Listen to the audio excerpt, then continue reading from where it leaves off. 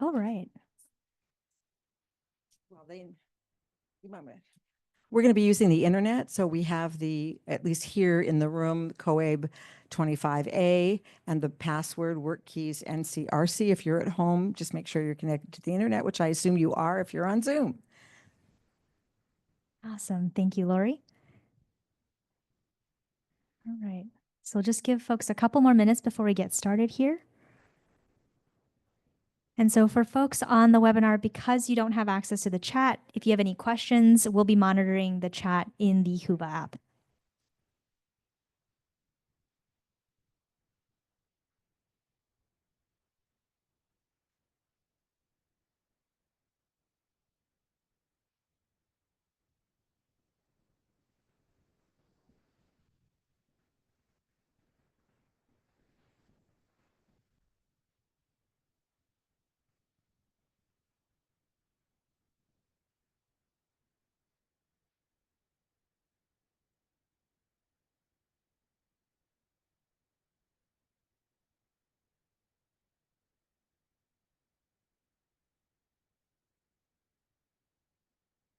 And for folks in the room, if you want to follow on for the hands-on portion, you'll need a laptop for that.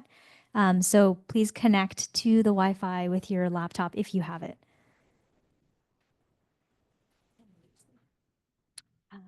ChatGPT part, yes. So to clarify, there'll be two parts for the ChatGPT part. You can use your phone. If you'd like to do some hands-on work with Pace AI, then you'll need your laptop for that part. Okay. All right, so it is 1:30. So we're going to go ahead and get started. Welcome everyone to this session. So Lori and I will be your presenters. We'll do some quick introductions. Do you want to start? I'm Lori Howard, CASAS Program Specialist, and I work mostly in IELCE, EL Civics in California. Wonderful. Hi, everyone. I'm Victoria. I'm the co-founder and CEO of PACE. And good to see familiar faces and new faces. And my background is not in education or workforce development. It's actually in ML and AI research science. So spent the last 7-8 years working at Microsoft Research, and I was doing a math PhD at MIT before I left to build PACE. And the reason for that is this is really my family story. My parents were immigrants in the early 90s, and they have degrees in, my dad's case, hardware electrical engineering. But his first job in the US, do you want to guess what his first job was? He had a master's degree in hardware electrical engineering. Very, very close. It was in the food space. Yep. Any other guesses? He was a dishwasher. So he was washing dishes in the back room of a restaurant. And the reason was that he had these technical skills, but he couldn't translate them into a job in his career field that paid living wages.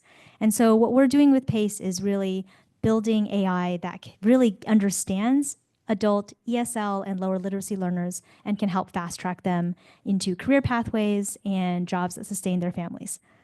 And so, yes. It's going to be work keys and CRC.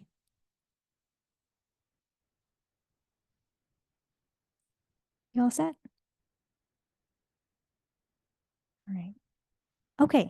So the goals and objectives of the session today. So we're going to learn what AI really is, separating out the hype, and take a peek under the hood about how machine learning and artificial intelligence actually works. And then we're going to get hands-on with different kinds of AI. In particular, we're going to be playing around with ChatGPT. Lori's going to lead that part of the session where you'll learn to create materials for ESOL instruction and assessment materials. Again, the whole context for us here is going to be EL Civics. And then with PACE, we'll take that content and we'll use it to create personalized practice for multi-level learners with real-time AI feedback. All right, so what is AI really? First of all, does anyone know what the difference between machine learning and artificial intelligence is?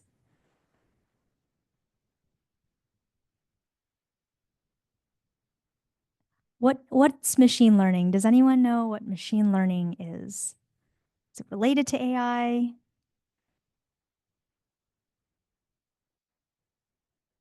It's a machine that's learning something. Okay.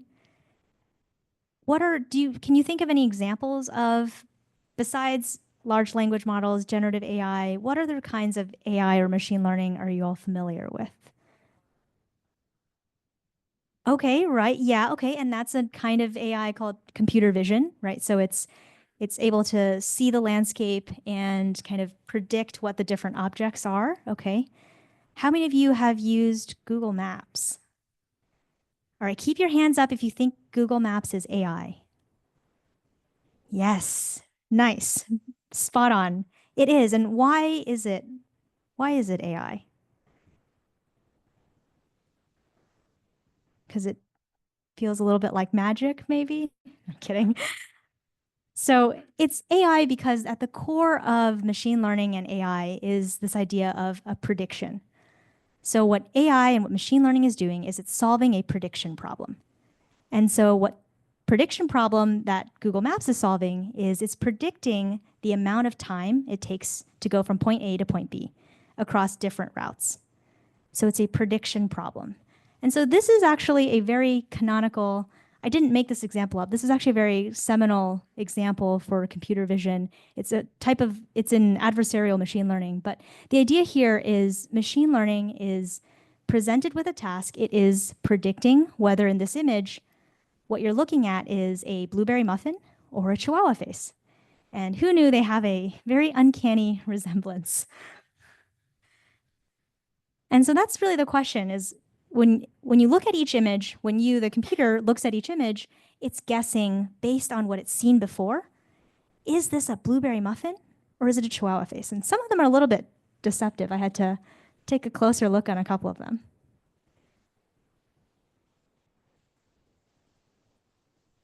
I guess this doesn't work. All right. Okay, so all right, thanks, Laurie. So what machine learning is doing is it's really predicting what picture is going to be on the left side, what picture is associated with a blueberry muffin, and what is going to be a chihuahua face. And it's doing that by taking as input lots of different pictures of blueberry muffins and chihuahua faces.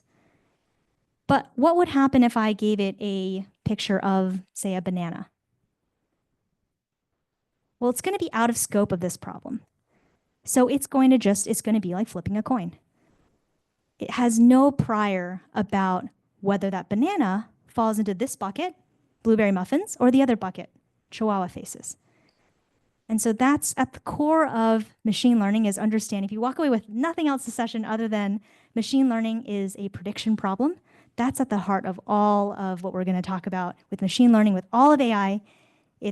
Fundamentally, it's a prediction problem. What you're predicting can get very, very sophisticated. So as we'll talk about generative AI, what is it predicting?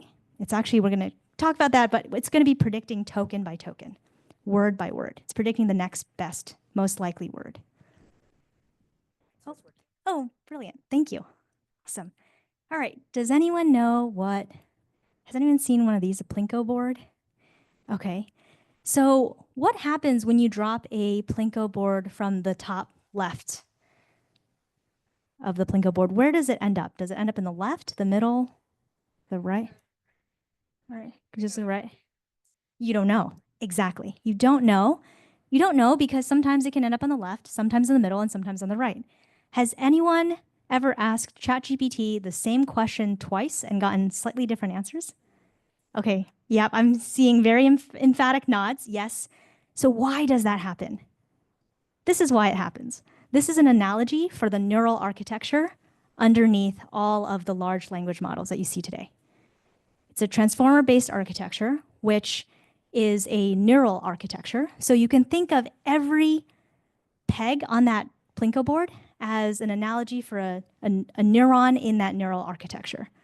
So what it's doing is from the top, from your prompt, it's going through and it's essentially probabilistically going left or right. And it's making that probabilistic guess about what word it should say based on everything that's seen before. And so at every point, it's guessing the next best word. It's predicting what the next best possible word is. And that's why even that same sentence, like this is a black tablecloth. There are different ways I could say that. This is a black tablecloth. I could also say this tablecloth is black.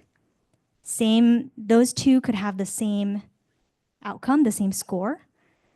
But as I'm generating that sentence, I'm predicting the next best possible word. And that's why the other takeaway here is everything is probabilistic. When you work with large language models, when you work with anything that has a neural architecture, you're working with something that is fundamentally dealing with probabilities.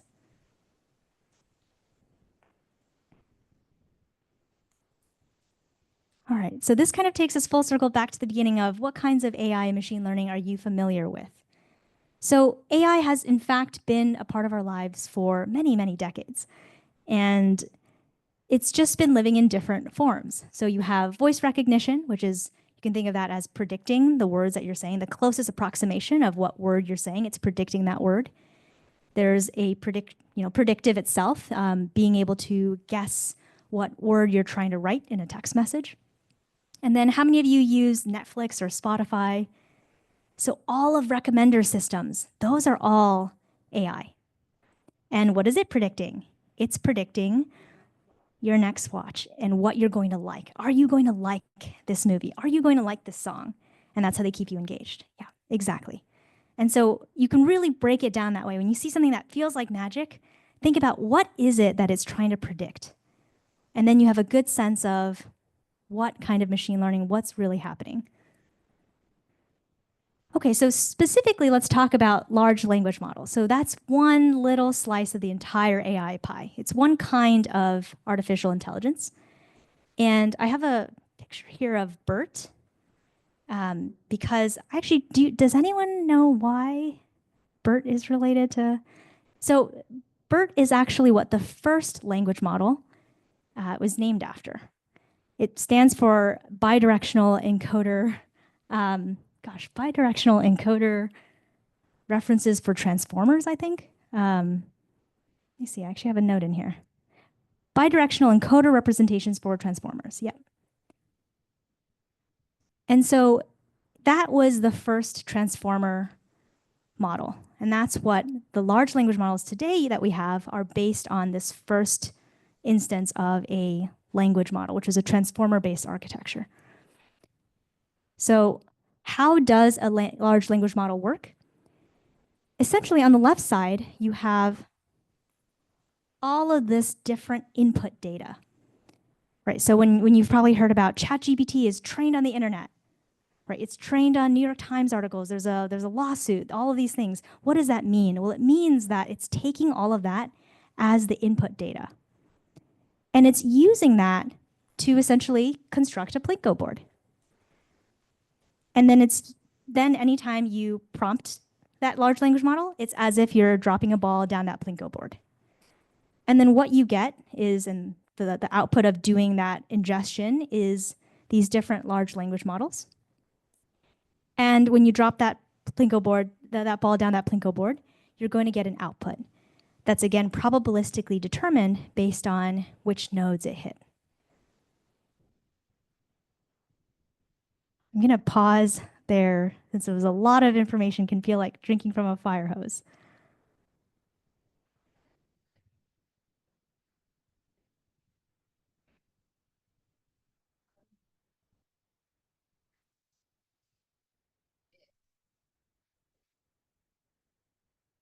Yeah, so what's that phenomenon? How does that happen? So what you're doing there is actually increasing the scope within the context window. You're essentially giving more information in that context window. So it's not the same as training or fine-tuning the model. That would be the equivalent of adding more rows of pegs on that Plinko board, or fine-tuning is also literally changing the shapes of those pegs or the sizes of those pegs. Let's say we have a task where we want that ball on the Plinko board to end up on the left side. Maybe what we do is we take away all the pegs on the right side. Those kinds of actions that change the fundamental architecture or structure of the board, that would be fine-tuning or training. In the case of prompt engineering, what you're doing is you're just, let's say what you want is you want the ball to drop on the left side. You might place the ball at a different starting point.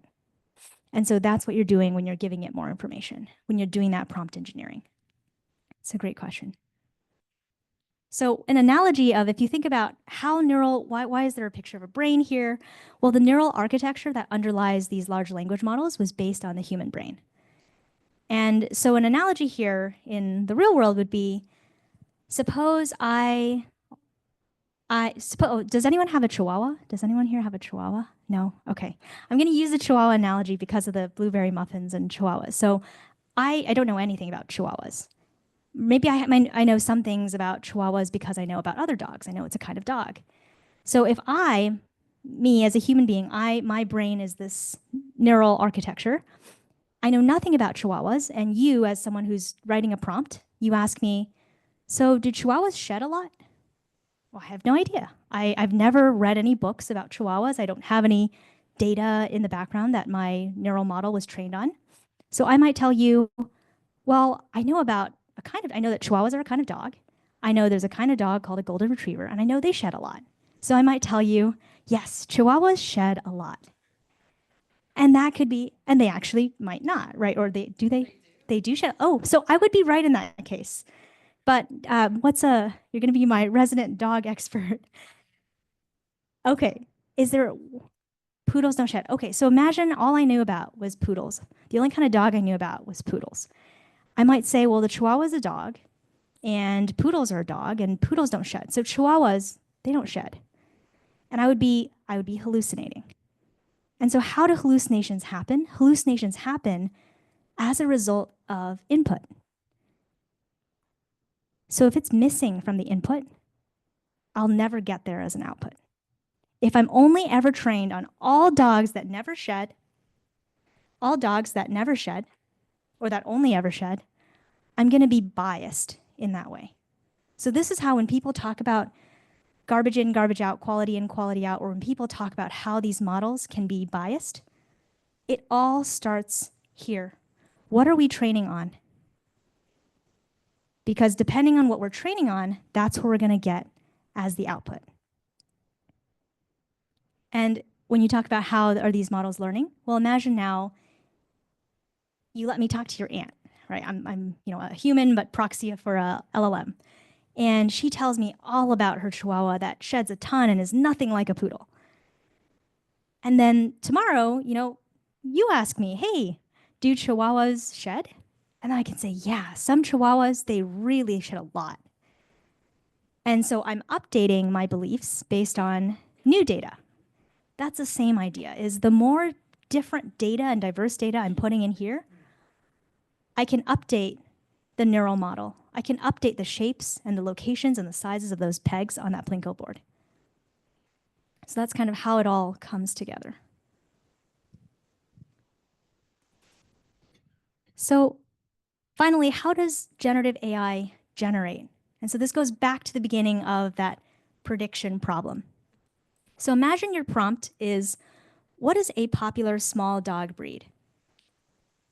What's going to happen is the large language model is going to predict the best possible first word to use. Well, maybe I would guess, sentences, question word sentences that begin with looking for a singular, not what are a few or what are three. Maybe based on my training data, the best first word I would predict would be a. And then maybe because I started with the word I'm not going to have is as my second word, right? Just based on the training data I've seen. I haven't seen too many sentences that start with is or whatever else. Okay, so then I might guess that the next word is going to be a kind of dog. Now, there's a lot of different kinds of dogs. I could say Chihuahua, maybe because we're already having in that context window, we're already talking about Chihuahuas and your aunt's Chihuahua who's shedding up a storm. So maybe Chihuahua is something that I feel like you might be looking for that as an answer. And that gets into a little bit of how, sometimes the AI feels like a people pleaser. Why is that? Well, it's because of the context window you've set up, right? You have a predisposition to talk to me about Chihuahuas. Then I might tell you about Chihuahuas too. All right, so I might weigh that 55%. That might be my percentage that I believe that that's the best answer. I'm 55% sure that's the best option to tell you now. And then maybe, a Shih Tzu, maybe you have another friend who has one of those or whatever else. there's going to be a lot of other different, different options. And then I have in here as an example, hot dog. So why? Why is that possible? How could that be? Well, it has the word dog. And when you look at the vector embedding space, that could be similar to what we're talking about. It's also a dog, a different kind of dog, an edible dog in this case. But that kind of semantic similarity or these kind of overlaps that you have, these different connections, they're all from how that training data is structured and fed into the model. And so I bring this up because way back, I remember playing with the first GPT model back in 2017. It was not very good. It made grammatical mistakes because the idea is it doesn't have any concept of grammar, that you need to conjugate verbs or you have prepositions. It doesn't have that concept. What it's doing is it's mapping, it's pattern matching onto all of the data and sentence structures that it's seen before. And then it's predicting what's the best possible next word to use. And so it's making a guess. It's a prediction. All right, so I'm going to hand it to Lori for the interactive portion, starting with ChatGPT. So I'm going to talk to you about how you can use this large language model to help you develop lessons, instructional materials, or assessments. How many of you have used ChatGPT before? And how many of you have used another AI system? Okay, we're going to just happen to be using ChatGPT today because that's how I started doing this originally. So I'm going to show you what I've done.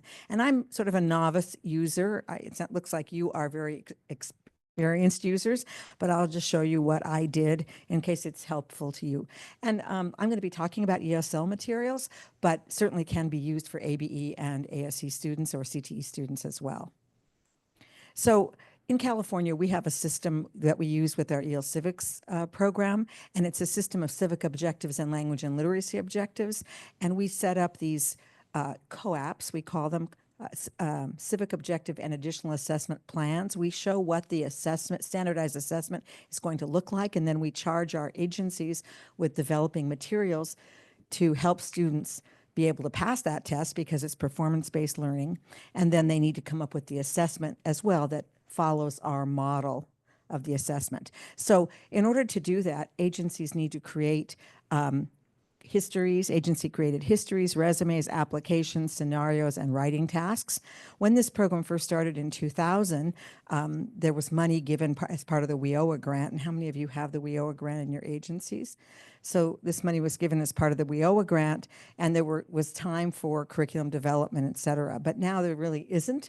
And so it's a burden if agencies are doing new curriculum development. It would really help them to have some assistance. And so this is some assistance they can have. So here's one of our objectives. In 33, that happens to be employment. And the number 2 signifies we have 10 different assessment possibilities. And this is just 33.2.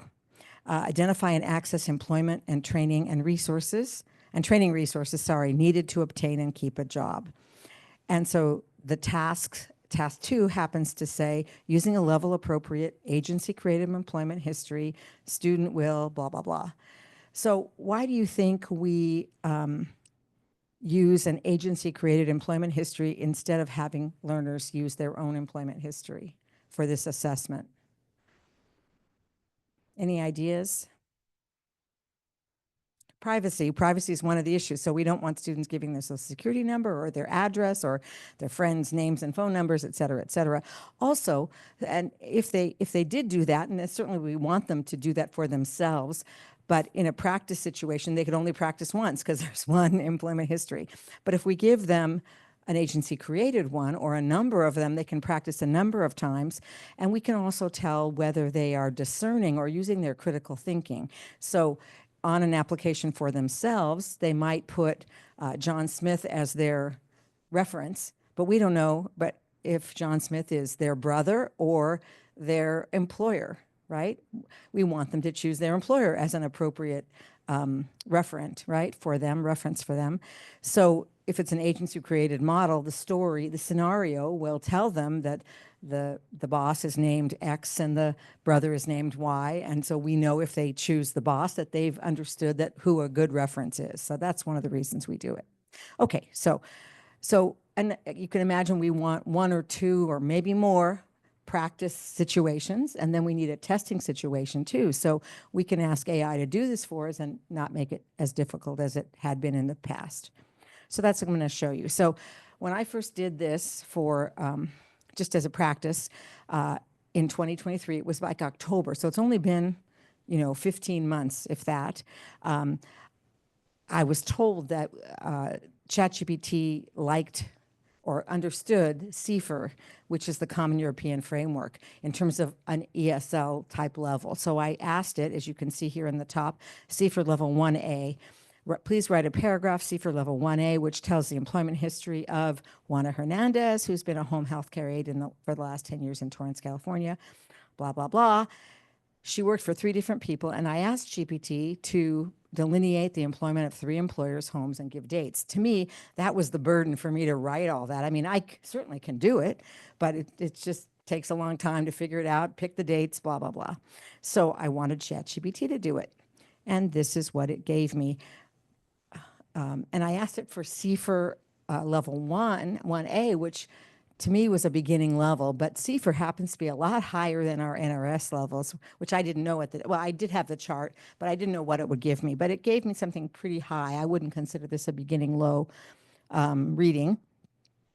She's been working in this role for the last few years, providing compassionate care to those in need. That's not level 1 vocabulary for me. Also, if you can see in the yellow there, it says, unfortunately, specific dates, addresses, and references cannot be provided. Well, what a bummer, because that's exactly what I wanted it to provide. So I was rather unhappy with that, but whatever. So, okay. But now I did it again last month in 2025. The ChatGPT, you may or may not know, has been updated in January of 2025. And this time I forgot about the CIFR and I used beginning ESL level 1, and some people would use NRS level 1, whatever you use, but it did well for me with this. So again, it was the same prompt, but I put a new level in, and this is what I got. So take a minute to read that.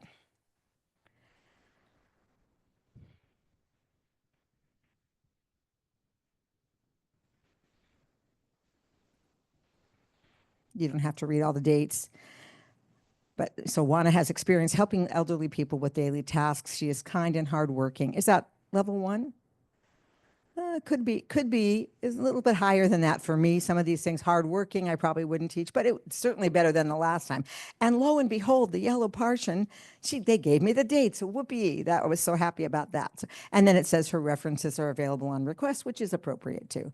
Of course, I would want them to do that for me. So I didn't do it here, but I probably could ask and hopefully it would give it to me, but it didn't give it to me this time.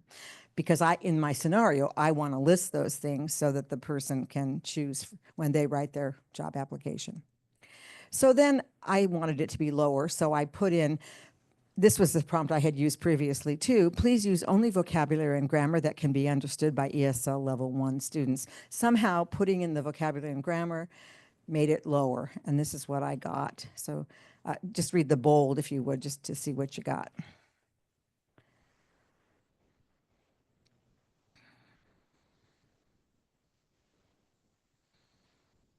So rather than hardworking, Juana is kind and works hard. If you need references, you can ask. So this was a lot better for me. And the interesting thing, if you haven't been using ChatGPT recently, is that, it comes, what did I do here? It tells you what it did. It summarizes what it does, which I think is sort of cool, because then you can make sure that it's done what it says. And then, as always, it's very friendly. Let me know if you need any more help, So let's look at the next one. So now I wanted, again, because I want to have different examples, now I gave the same prompt, but I asked it to talk to Hung Hun, not Juana Hernandez, and then delineate new employment dates. And then I said Hong's employers said similar good things about her work performance, but not the same things. Now, if I were teaching a class, I would have put the vocabulary I want it to use, or choose from this 10 words that I've taught. And since you use these 3 words for Hana, don't use them in this time, use something else.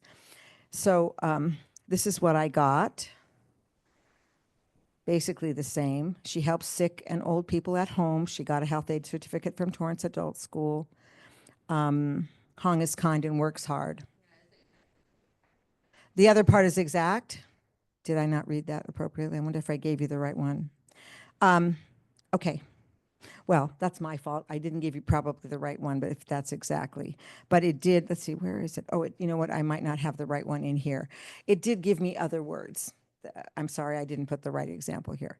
So anyways, this is what ChatGPT is doing now, okay?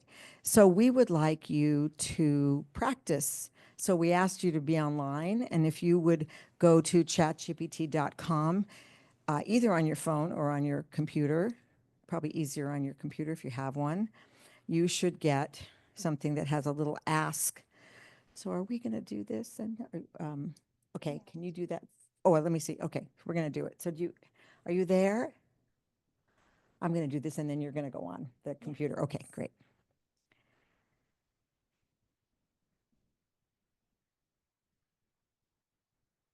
Okay, is everybody on? You at home, I hope you're on too. Okay, good. Let's see what we're going to do. So this is what we're going to do. As a group, create a prompt for the scenario on the next slide, enter it into ChatGPT, revise the prompt as necessary until ChatGPT has created an appropriate scenario. So you can do it, we can do it together, or you can do it on your own since you have opened your app there, whichever you'd like, but we're going to show you how to do it as we go along. So again, you're already online, so I can go past this. But I do want to talk to you about building a prompt. So these are some things I got from Susan Gare, who suggests that these are appropriate prompt building ideas, and you may have others, but she suggests that you certainly want to talk about a task. So, and I didn't use this when I did my prompt, but it worked okay. But she thinks that the best way to do it is to say, build me a reading lesson, for example, on the overuse of plastics, give me a step-by-step process, and she build, generate, write. So that would be the process. She likes to say the context, which is at a community college, a certain level, how many minutes their periods are, because she wants it to actually write a whole lesson rather than just what I was asking for. So she might ask it for a whole lesson, so it needs to be 50 minutes long, et cetera. She needs to tell them. Again, at this point, she was using CIFR. So that's why it says that. And then she likes to say, I'm an ESL teacher who wants to teach about the overuse of plastics. I want a reading that will develop critical thinking skills. She thinks it's good to use the format, use bullet points, however you want it to show to your students. It does all these things. It'll give you a chart with vocabulary words and put a space for students to write. If you ask it to do that, it does incredible things. And then tone is good. And then if you want to give an example, that's a great thing too. So these are some ideas for prompts. You can play around with that. Oops. Okay, so this is what we're going to do. This is COAP 12.9, Task 5. 12.9 happens to be about the DMV. Describe and access services offered at DMV and read, interpret, and identify legal response to regulations, road signs, and traffic signals. Again, this objective is for the teacher. We wouldn't give our students that objective. But what we're going to do now is write a letter to persuade, and this is what the student task is, write a letter to persuade someone to follow safe driving rules.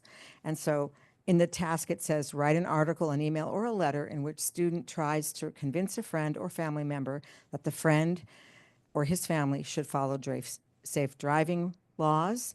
You want to use persuasive language and cite up to 3 reasons. And depending on the level we choose, they would choose, for intermediate low, they'd choose 1 reason, for intermediate high, 2, and advanced students would do 3. This just happens to be our task. Again, you could do it however you wanted, but let's follow this as we go. So, do I want to, so I think we want to go and let everybody write a prompt. Is that, do you want to do it? So why don't we have a sample for you, but we'll show that to you afterwards. Let's all do it first. And maybe you've already started. Did you start? And what would you say if you want your students to write a persuasive letter about safe driving? And again, I wanted it for California, so I had to say California, you'll want it for your state. Well, since we're in Texas, why don't we put in Texas so that we get the safe driving laws for here? And then depending on the level. So what level do we want to work with, do you think? Do you want to see level 1 because maybe that's the hardest thing? How many of you are ESL teachers? Okay, shall we do ESL? Do you want to do ABE for this? ESL, okay. So are you a level 1 teacher? Okay. Okay, so let's put level 2. So we would call that in California beginning high. So what would you say then to prompt the?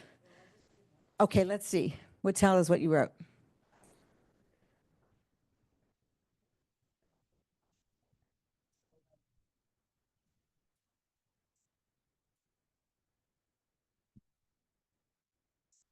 Yeah. So yeah, so we wanted to follow. Yeah. So that's great for you. And did you get a good appropriate response? Great. And have you used this before? Okay. Will you in the future now that you've done it?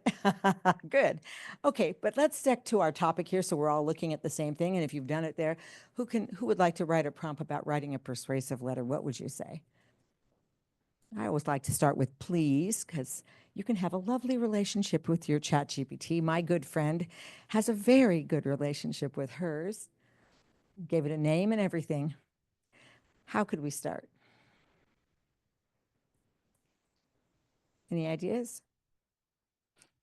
Okay, let me show you the prompt that we used, and then we can just put that in there. So one more slide. Okay, so I wrote, please write a letter that ESL intermediate students can comprehend in both vocabulary and grammar, which will convince a friend to follow safety laws in California concerning the use of seat belts. Use persuasive language and cite 2 reasons for seat belts. Anything else you would add to that? Why don't we copy and paste that and put Texas and then put it into ChatGPT and see what we get, just to see if that's all right with you.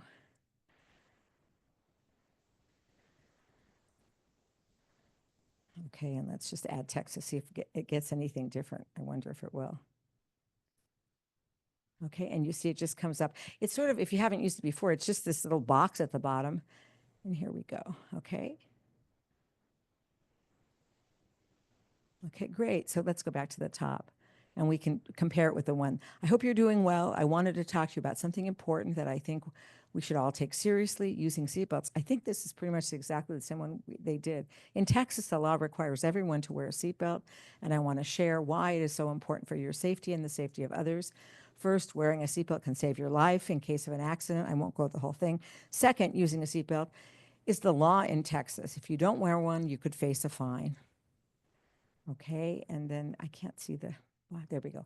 I care about you, and I want to make sure you're always as safe as possible when you're on the road. Please make it a habit to buckle up every time, even for short trips. So does that look like an ESL intermediate level to you? Does. So I might say high intermediate for this. Unexpectedly, for example, with lots of vocabulary in there, so I might want to lower it. But if it's your level student, the point is that you think it's the level of your students, because we all have different ideas about what the levels are, right? So how many of you have done a similar thing in your agency or with your students? How many of you will, after today, do this kind of thing? Okay, great. Okay, do you want to just show the other slides?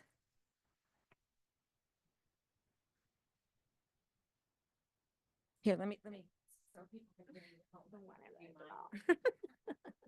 I'm a little confused. So you would use this as a rubric for them to go again, so they will write there, or you use it as a model? Yes. Okay. So, yeah, so this would be a model, possibly a model. It could also be the assessment, okay, because I'm asking them to do this. Well, I'm sorry, not the assessment. So it'll be a model for practice. And then after they practice a couple of times writing it and themselves, and I might give them a different model. And then the assessment, they would have to write it themselves without a model. Mhm. So this is the letter that I got in California. Basically, it's the same. I hope you're doing well. I love the way it starts that way. And I think this one I wrote last year. So wearing a seatbelt protects you in an accident. If there's a crash, the seatbelt helps you keep from flying forward or hitting the dashboard. Yeah.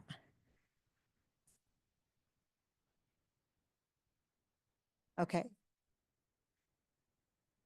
So yeah, I think this is a little bit lower level though. Please always wear your seatbelt, even for short trips.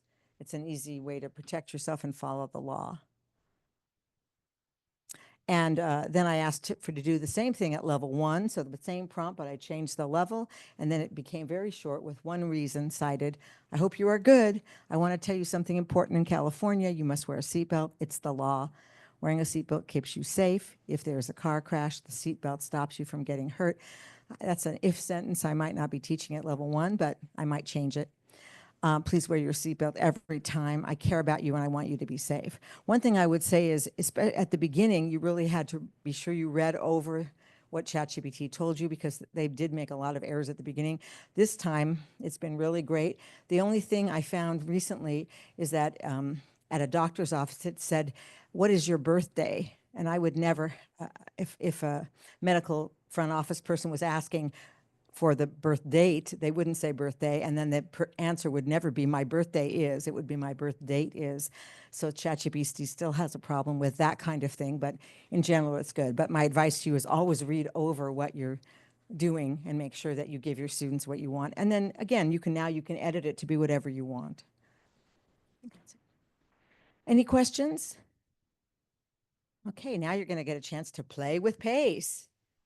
All right. So part 2 of this AI exploration is we're going to basically use what you just generated with ChatGPT or any other content. And I'll show you a live version. We can all do it together for those who don't have laptops, but you will want a laptop for this part.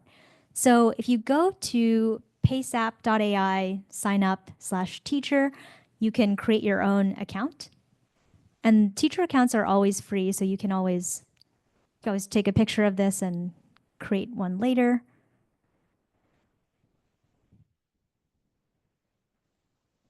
But you will want to, everything you do on the teacher side, you will want to do in a laptop or a desktop computer. The student side will be mobile optimized, but the teacher side is not. Yeah.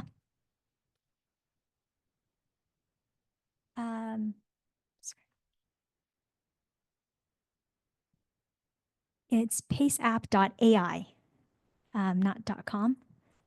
Yeah. So it's PACEAPP.ai.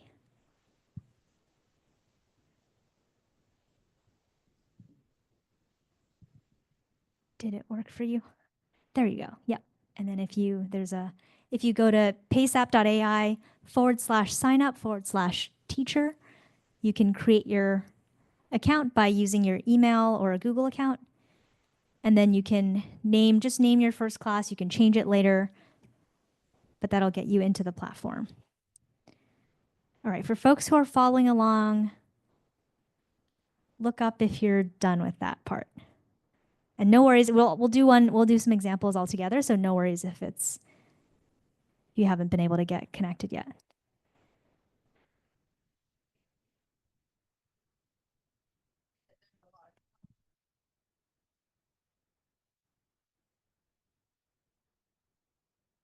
Good question. So today our alignment is going to be CASAS aligned and NRS aligned. So today we don't do TABE, but maybe down the line we would also. But they all have NRS alignment too. So we just show you what the equivalent NRS levels are. Yeah.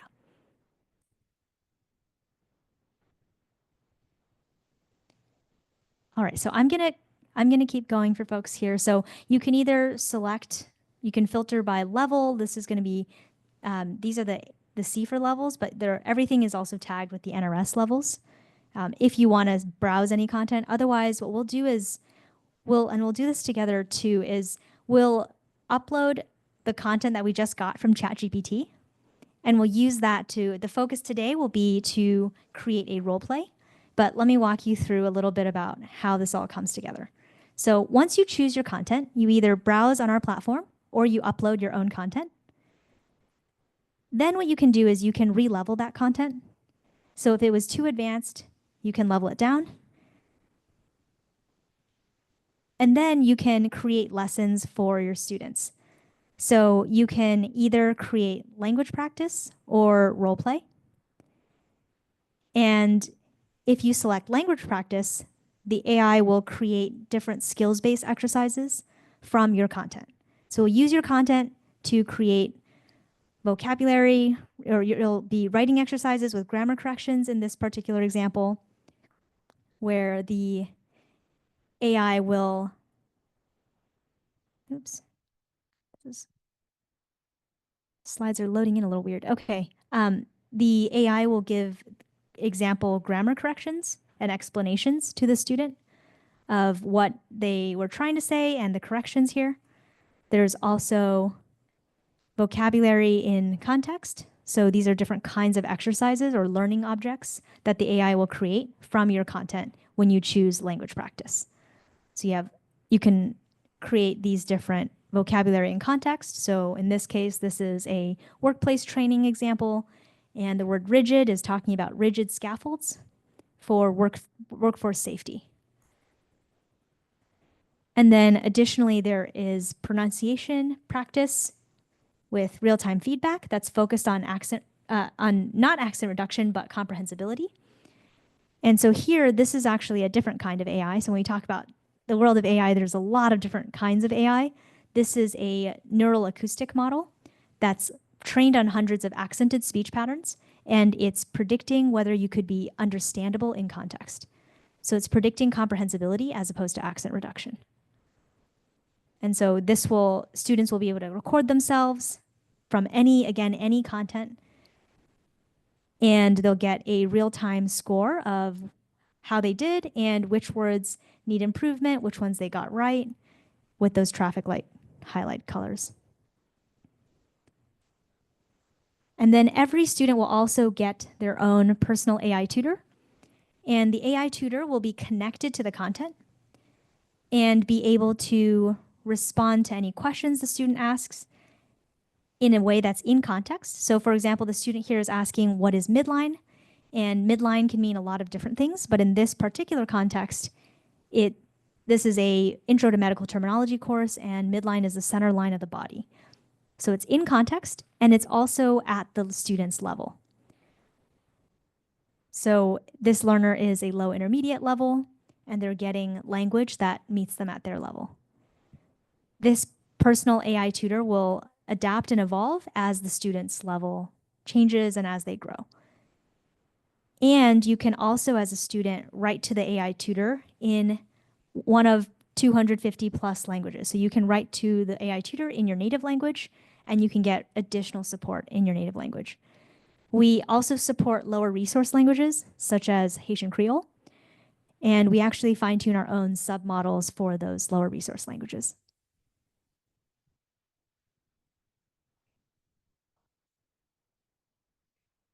Good question. So as part of onboarding, you can choose to preset them if you want, or the students can take a little quiz, and that starts them off. And then as they learn, as they do different things, the students will get that level updated. Yeah, great question. Okay, so that's all language practice, but you could also instead have chosen to set up a role play. So that's what we're going to play around with today. So we're going to create a custom role play based on the content we just had. And so this is kind of what it'll look like when you're in the teacher account. You'll get to choose the AI's role, the student's role. So based on that content, the AI will play a character, and the student will play another character, and they'll have this conversation. And so it's a great opportunity for an ESL learner to practice speaking and pronunciation, all in the context of the content. And we'll go through a little bit of, there's some different rubric options here as well. And that's what the students will see. So let me hop over there. Okay, so for example, go into the teacher side here. All right, so for example, this is what I got from that ChatGPT portion. I also used California because California is home base for us too.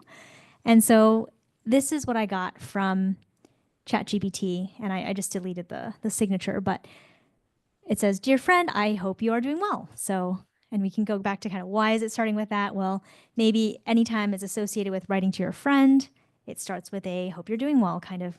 Maybe that's what they see a lot in the input data. Okay, so this is what I got from them in terms of why it's important to wear a seatbelt. And I've actually set up something here so I can show you what it looks like and then we can go into and create our own. So what you'll see is I can set up a role play. I just name my assignment. I'm going to call it seatbelt role play because I'm very creative like that. And I'm going to choose a start date. And then I can choose here what role I want the AI to play. So I want the AI to play the role of my friend, the friend I'm writing this letter to, or maybe just a friend in general. And then I want the student to play the student, play themselves. And so that's what I filled out there. And then what'll happen is this is the prompt part of it. So now we're gonna feed in a prompt here. So this will auto-populate with what I wrote here. And I'm gonna say I'd like 3 exchanges, but I can change the length of that conversation. And then I wanna help the student practice, and this is the scenario. So you can get really creative with this. We're gonna keep it really simple today in the interest of time, but you can get very creative there. We've seen everything from, you're in a healthcare IET setting and you're dealing with a patient who's very uncooperative. And so the AI is going to play this person who's just very, very stubborn. And just anytime you try to help them, they're like, no, that's not what I want or whatever. So you can do all of that and the AI will play those different personas or roles. And so here we're just going to keep it simple. So here what we want to say is we want the student to practice convincing their friend to wear a seatbelt. Right? Maybe you just had them write a persuasive essay, but now you want to practice that oral production piece. How do you get them to practice talking to someone about the reasons why they should wear a seatbelt? Okay, so then let's say I did that, and then here are a couple different kinds of rubric and setup options. So the first question is, do we want this to be free-flowing in terms of the type of conversation? So there's 2 options here. If you select no, what you'll get to do is you'll actually get to preset some of the things that you want the AI to ask your student for sure. If you select yes, it's going to be entirely freeform. So that means the AI is going to adapt to what I'm saying as a student. So if I go in, I talk about seatbelts are really important because you have to follow the law. And then they'll say, oh, well, yes, you need to follow the law, but what if it's only a short trip or something like that? So it'll go along with what I'm saying. And then, of course, under the hood, we also set up different kinds of guardrails. So we had a case where, someone was going completely off topic and someone said, well, what if I said, I really like pretty horses? And then the AI will say, well, no, we need to talk about, please stay on task. We're going to talk about this. And then it'll repeat the last line of that exchange again. And then we have a grading rubric here. And so the way the grading rubric works is the base model is you can set up a grading rubric for, do you want the AI to grade on grammar and or content knowledge? And so this second dropdown of what you want the AI to grade on, that's going to determine the student's pass score or fail score. So there's different use cases here. So for example, sometimes, let's say you just want the student to really get familiar with the concepts and you don't care if they make some grammatical mistakes. As long as they got their point across, and maybe this is a citizenship. I'm looking at you because this might be a citizenship context where maybe they got some things wrong in terms of the grammar, but they really got the different branches of government. And that was really the goal. And so in that case, you could be a little bit lenient here. And instead of choosing that, you could say, I just want a grade for content knowledge. And as a sidebar, we actually have preset different kinds of role plays that you can pick and choose from in the platform. And we actually have an entire set aligned to the USCIS test textbook that covers, so if a student went through all of them, they would know all 100 plus questions for the interview for the citizenship. So we have different kinds of pre-packaged role plays you can plug into, where in that case, the AI plays the role of the interviewer. So in this case, I'm going to ask to grade on, we'll just choose both here. And then grammar feedback, that's optional. So sometimes you might not want the AI to give you grammar feedback because maybe you don't want to distract the students. It's a little too much, but we'll just set it for now. And then I think I already had this one assigned. So then I can go assign and it is here. So I'm going to show you what this looks like from a student view. And so when you're in your teacher account too, anytime you've created an assignment, you'll have this view as view as student button for every assignment. And that'll show you a preview of what your students will see. You won't get the AI tutor, but you will be able to try the exercises or try what you set up. And so, for example, from the top here, there's an audio reader. Importance of wearing a seat belt. Dear friend, I hope you are doing well. I want to talk to you about something very important, wearing a seat belt. In California, it is the law to wear. All right, so you can pause that, and then students are also able to practice pronunciation here. They can, oops, sorry. Oh no. Okay, so you can hear it read out loud. You can also practice pronouncing it. So for example, but more than that, it can save something like that. So you'll get real-time feedback on how I pronounced that as a student. Okay. Missed a couple words in there and pronounced save kind of weirdly. So yep, I'll get that feedback there. And then, sorry, I'm trying to move my little Zoom box so that I can click here. Okay. All right, so when I start the lesson, we'll go into, and I'll pause this a little bit as we go, but so this will be that role play we just set up. So the AI is going to play the role of my friend, and I'm going to be a student, and I'm going to try to convince them that, hey, this is important to wear a seatbelt. We're going to talk about seatbelt safety. Why do you think wearing a seat belt is important, even for short trips? So why do we think that? What would you like me to say?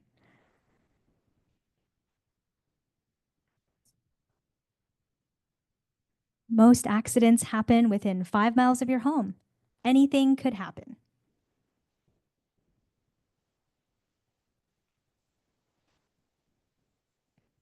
That's a good point about accidents happening close to home.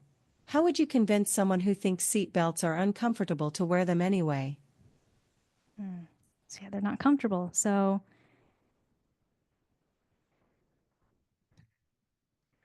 it's better not to die.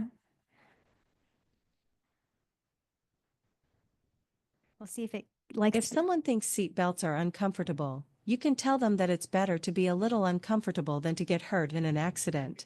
What would you say to someone who thinks they don't need a seat belt because they are a good driver? Oh, so now they think they're a good driver. Okay. All right. So what do we want to? I'm going to make some grammar mistakes here. So they think they're a good driver. So what should we tell them if they think they're a good driver?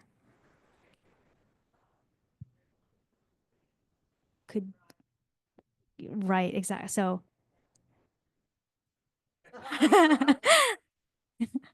I think if you said that, our AI would have a word with you on being nice. I'm just kidding.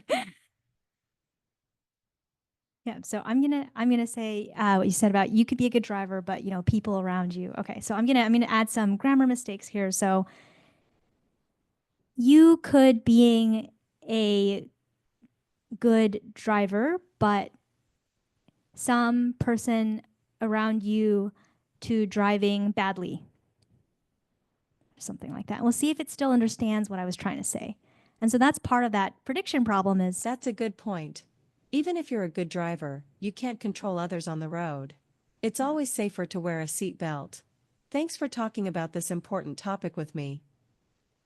All right. So that was, I think we said 3 exchanges. So it's just a time boxed, really short, just a practice round. And we could say, we could complain together about Dallas drivers and they would go in a different direction. So that's the idea. It's free flowing. So if we do this again, we might have done well enough to pass. I'm not sure. But if it didn't do well and we needed to do it again, every time you have this conversation, it's slightly different. Yeah.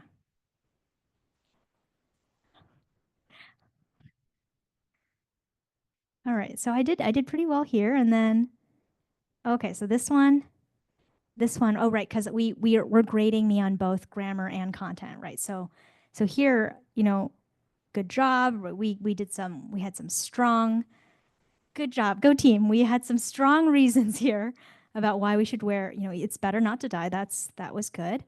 And then here we have, okay, this one, content-wise, it's good, but I'm also graded on grammar. And so here my grammar is less than perfect, and I'm given grammar feedback. So it says it's changing, being to be. And so you'll see here in green, I'll go over here. You'll see in green here, it's giving me an example correction that's going as close to what I tried to say as it can. Right, so it's not completely rewriting that sentence. It's going as close to what I tried to say as possible. So instead of you could being a good driver, it's you could be a good driver. Instead of but some person around you to driving badly, it's but someone around you might be driving badly, something like that. And so if I were in this is a teacher account viewing it as a student. If you were in a student account, you could also get translations of the grammar feedback in your native language in over 250 languages. So really think of it as the exercise, the what is going to be in English, but then the why, the how, those additional explanations to check for comprehension can be in the student's native language as well. All right, so I'm going to pause here. Any questions? Any questions about this? Anything you want to try out? Yes, Yeonjae. Yeah. Yes.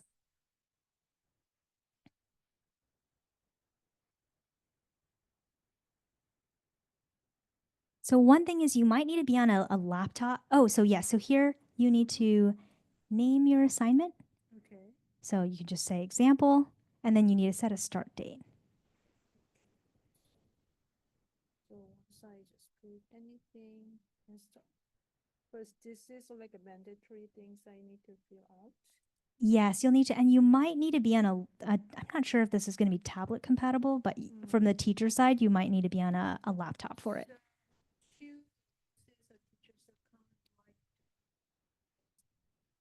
Nope, you don't need any students in it.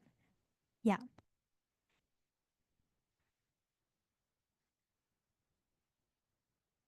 So any questions about this part or anything you want to see or try? Because we have about 10 more minutes together. We can also just create a new one and then just see what what we get from it. You want to do that? Let's do it. Yeah, let's try that. So, all right. So I'm going to click next here. I think we did well. We did pretty well. Good, go team. Okay, so I'm just going to use this piece of content, but so this is how it would look. And Yeonjae, when you get that, just when you have that content, you'll be able to click assign, and then you'll choose either language practice or role play. And so we're going to do a role play right now, and I'm going to put this into my CoWave class. I'm going to call it, seat, belt, role play example. And then, yeah, there should be a little calendar thing where I can choose today's date. And if you just leave the due date blank, then it'll always be there for students. So if you want it to disappear and expire, that's okay too. And then what I want to show you here is there's actually a default role play that we pre-populate, we pre-generate with any content. So anytime you put content in here, it'll preset a role play. So if you don't want to deal with the prompting, we have a preset one. So the preset one is the AI is going to play the role of the teacher, and the student is going to be a student. And it's going to be a teacher asking questions to discuss the key points in the reading or in the content. And so that is just, if students are asking you just for more conversation practice, you can pair this with any content. So with any content, the AI will just start asking questions about the content. For example, why is it important to wear a seatbelt? Do you think it's a good idea? How would you tell someone to do this in a persuasive way, or whatever it is? It's just going to be discussing the key points. You can also select, I think we default you to 5, but you can could be shorter. Maybe you have lower level learners. That could be more challenging. You can keep it shorter. And so we can change these. So this is what you can change. You can change any of these AI role and the student's role. Or we could do, teacher and student, and then, right, we can change these out to anything else. So what would anyone can shout out, what would you like and it has to be relevant to the content though. That's the other thing, is all the guardrails will keep the conversation relevant to the content.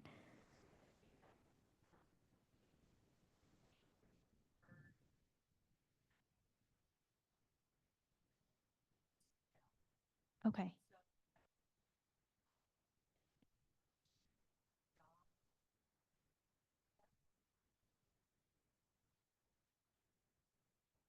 Oh, I see. Yeah, so mhm.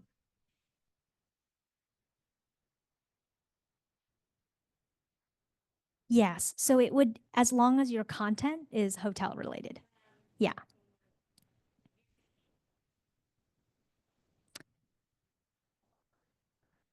Yeah, it's gonna just do things in English. What you would need is you would need content about hotel, the positions of the hotel. Yeah. Yeah. So whatever is in that material, we can generate role plays based on. Yeah.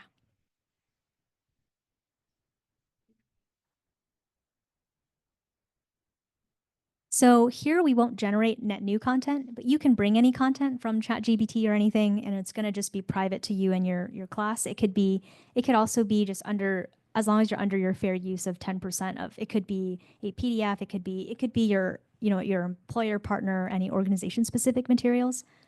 Yeah, you can put those in. So maybe I'll show you an example just to do different content. I can show you, for example, you can, let's see if I have let's see. I think I have a healthcare. So for example, I have healthcare here.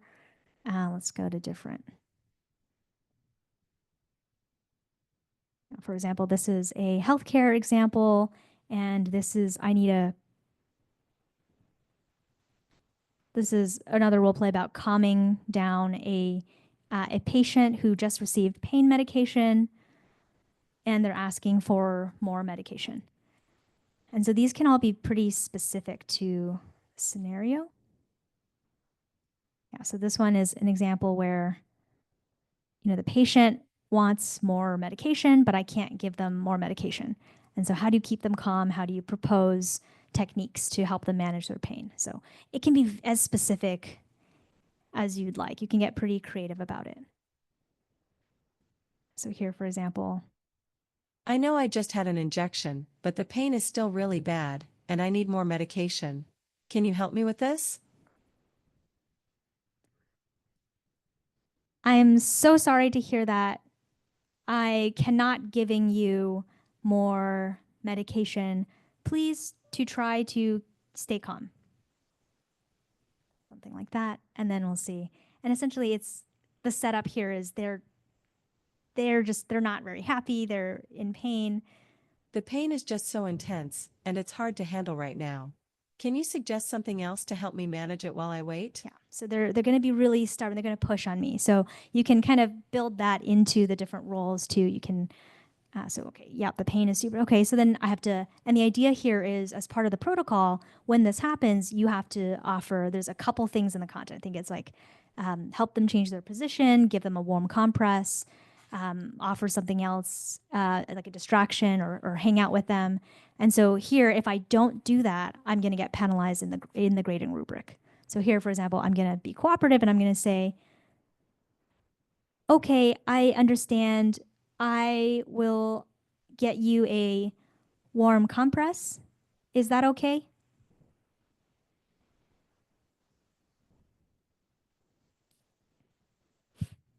A warm compress sounds like a good idea, but can you stay with me for a bit while it starts to work? Yeah. I just feel really anxious about this pain. Okay, and then you can, you can say, no, I'm not going to stay with you. And then it will, well, let's try saying that. We'll be a little bit mean here. So, no, I don't want to stay with you. That was not an appropriate response. Please try this again. A warm compress sounds like a good idea, but can you stay with me for a bit while it starts to work?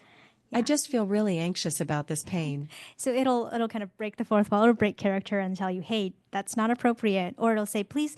So there's different flavors of what it can say. It can say anything along the lines of, no, what you said was not appropriate to answer what they're saying, but maybe that was just you didn't understand what the AI was saying in the patient role. Other times when it's clear you're being a bad actor, it will really call you out. It will say, you need to stay on task, stay focused, answer the question. And if you keep doing that, it kind of it'll do that as well. And so that's part of it too, so that students can kind of get that leeway. If it really was just they didn't understand, they can just try again. Or if it's okay, they're trying to, we've seen, someone asking, oh, how do I fry an egg? And it's just not relevant here. And that's when the AI will say, hey, please stay on track. Yeah. And so, and then, when you correct your behavior, it'll adjust as well. So these are another example, but you can basically set up any of these different kinds of role plays. Yes.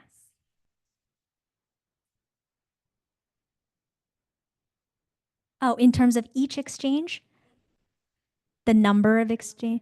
Yeah. So right now we're capped at 5. So it's meant to be just really time boxed. But you can create as many of them as you want. So.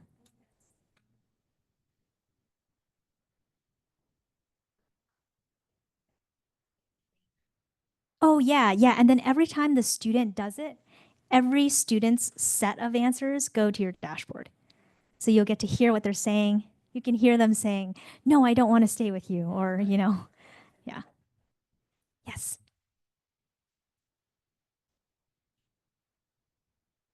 Yeah. Great question. So yes, in the prompt piece and in the different roles, you can add that. So for example, I think I just wrote like friend. It could be, friend who stubbornly does not believe in seatbelts or whatever it is. You can add those.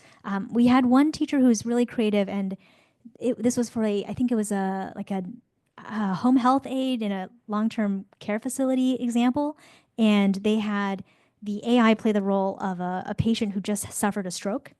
So they had like a series of them. It was this patient who had a stroke, and the home health aide had to call 911. Then later on, they were recovering, but now they're stuttering. And so, how do you now handle this patient and that's part of listening comprehension too.